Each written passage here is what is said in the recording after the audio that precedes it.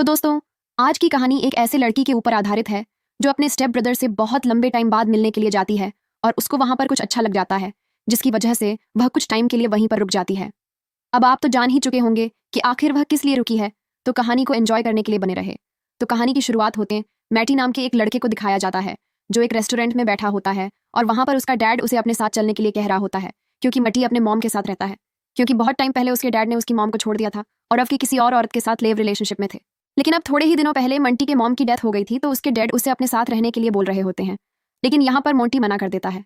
वो बोलता है कि मुझे अपने मॉम के घर में ही रहना है और मैं अपने फ्रेंड ब्रूनो के यहाँ ही नौकरी करूंगा, और वो इतना कहकर अपने डैड से अपने काम पर चला जाता है। अब जब वो घर आता है तब देखता है कि उसके घर में पहले से एक लेडी मौजूद है।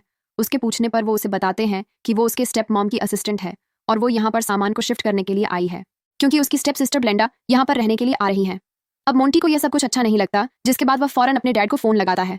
तब उसके डैड उसे बताते हैं कि लेंडा बस कुछ ही दिनों के लिए तुम्हारे घर पर रहेगी। अब यहाँ पर मोंटी बोलता है कि मैं आज तक उससे कभी मिला ही नहीं और ना ही मैं उसे जानता हूँ। तब उसके डैड कहते हैं कि तुम बस अपनी बहन का ख्याल रखना, और वह इतना ही कहकर फोन कट कर देते हैं। अब देखते हैं कि मेंट्री अपने दोस्तों के साथ डिनर पार्टी में जाता है। तब यहाँ पर उसका दोस्त ब्रूनो उसे बताता है कि उसकी वाइफ अब उसे छोड़कर जा चुकी है और वो अपने साथ साथ उसकी बेटी को भी लेकर जा चुकी है। अब हम देखते हैं कि मोंटी देर रात जब अपने घर पर पहुंचता है तो वो देखता कि उसके घर का सारा सामान बिखरा पड़ा है। अब जब वो बेडरूम की तरफ जाता है तब उसकी नज़र ब्लेंडा पर पड़ती है जो सो रही होती है, और वह ऐसी पोजीशन में सोई थी कि वह बहुत ही खूबसूरत लग रही थी। अब उसे देखने के बाद मोंटे के अंदर का जानवर जगने लगता है, इसीलिए वह खुद पर काबू करते हुए वहां से चला जाता है। अगली सुबह जब वह ब्रेकफास्ट कर रहा होता है तभी उसे ब्लेंडा की जगने की आवाज आती है, और ऐसा होते ही वह घर से फौरन भाग जाता है। अब जैसे ही ब्लेंडा उठती है, बाहर आती है और मोंटी को ना देखने के बाद उसके पास फोन लगाती है। तब मोंटी उसे फोन पर बताता है कि उसे आज ऑफिस में बहुत जल्दी पहुंचना था, इसी वजह से मैं ऑफिस के लिए जल्दी निकल गया हूं। अब इसके बाद हम देखते हैं कि मोंटी अपने दोस्तों के साथ फिर से देर रात नाइट क्लब में जाता है और उस पार्टी में उसकी नजर एक फुलझड़ी पर पड़ जाती है, और जब वो इसके बारे में अपने दोस्त से पूछता है तो वो बताता है कि वो इस क्लब का सबसे खूबसूरत माल है और उस लड़की का नाम बेलिस्ता बताता है, जिसके बाद मोंटी सबसे आगे जाकर उससे नैन मटक्का करने लगता है। अब इसके बाद हम देखते हैं कि देर रात होने के बाद जब मोंटी अपने घर पर पहुंच जाता है तो अपने घर के दरवाजे पर रुक जाता है। अब अगली सुबह हम देखते हैं कि मोंटी अपने डैड से मिलने के लिए जाता है, जहां पर उसके डैड उसे बताते हैं कि तुम्हारी मॉम मुझे पसंद नहीं थी और मुझे शुरू से तुम्हारी स्टेप मॉम से प्यार था। जिसके बाद वो मंटी को अपने साथ रहने के लिए मनाने लगते हैं, जिसके बाद मेंटी मना करके ब्रूनो से मिलने के लिए चला जाता है। लेकिन देखता है कि ब्रूनो पहले से ही दुख के सागर में डूबा हुआ है, क्योंकि उसकी वाइफ और बच्ची उसे छोड़कर जा चुके हैं।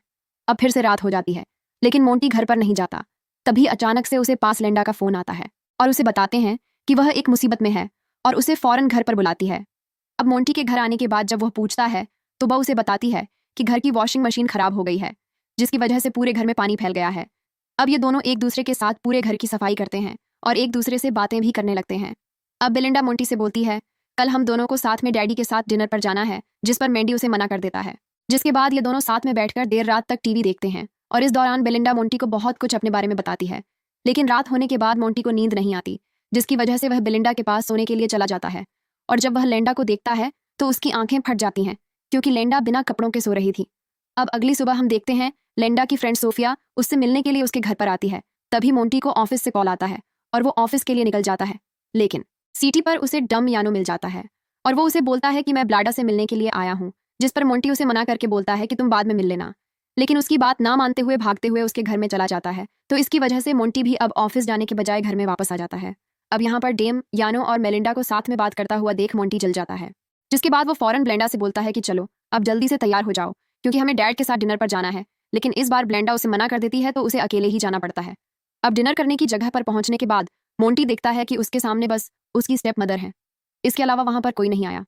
तब वो बताती कि उसके डैड को एक ऑफिस की मीटिंग अटेंड करनी थी, इसी वजह से वो आ नहीं सके।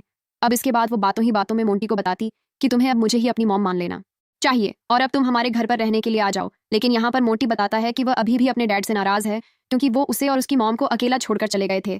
जिसके बाद वो घर जाकर ब्लेंडा के काम में काफी मदद करता है, जिसके बाद ये दोनों फिर से देर रात तक टीवी देखते और बातें करते हुए ब्लेंडा उसी के पास सो जाती है। अब उसके सो जाने के बाद मोंटी आराम से उठता है और घर के बाहर जाकर रात भर पता नहीं क्या सोचने लगता है। जिसके बाद वो सुबह जब वो ऑफिस में जाता है तो वहां भी उसका दिल नहीं लगता, और इसके बाद वो ब्लेटा को फोन करता है, जिसके बाद ब्लेटा उसे अपने घर पर बुला लेती है। जिसके बाद अब की बार ये दोनों साथ में ड्रिंक करते हैं और इसी दौरान ये दोनों एक दूसरे से इंटीमेट भी हो जाते हैं।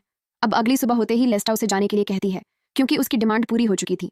लेकिन यहाँ पर हमें पता चलता है कि असल में मोंटी हमेशा लेस्टा के बारे में ही सोचता रहता था।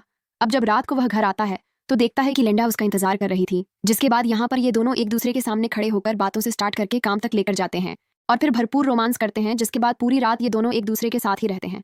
लेकिन अगली सुबह लिंडा जल्दी चली जाती है और वो मोंटी के लिए एक नोट छोड़कर जाती है, जिसमें यह लिखा था कि वो अपनी मॉम डैड की शादी में जा रही है। और जब मोंटी उठकर वो नोट पढ़ता है तो वो भी जल्दी से तैयार होकर शादी में चला जाता है और यहाँ पर आकर वो बलाडा से कल रात के लिए माफी मांगता है। लेकिन मिलिंडा उसे बोलती है कि कोई बात नहीं, तुमने जो किया सही था, क्योंकि ऐसा कुछ भी करने के बाद हमेशा पछतावा रहता ही है। जिसके बाद इनके मॉम लेड की शादी हो जाती है और ये दोनों भी उसी घर में रहने लगते हैं।